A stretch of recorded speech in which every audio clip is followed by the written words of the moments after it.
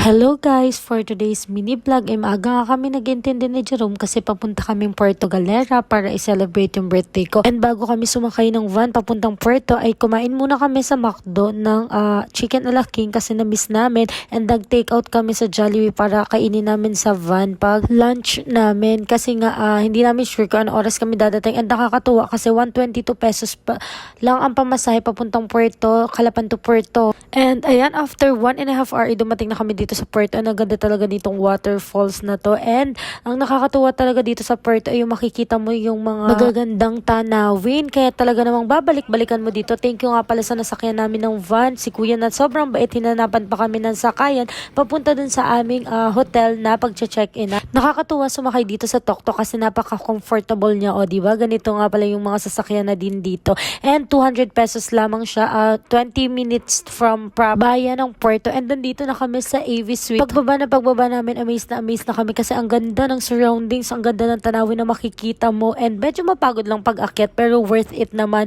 yung ganda dito guys, promise. Kaya sa mga gustong mag Puerto Galera, try nyo dito, napakaganda, napakababait ng staff. Pagdating namin ay nag-fill up na ako ng form and nagbayad, and then bumaba na kami dito sa may pool area kasi napakaganda talaga ng tanawin dito.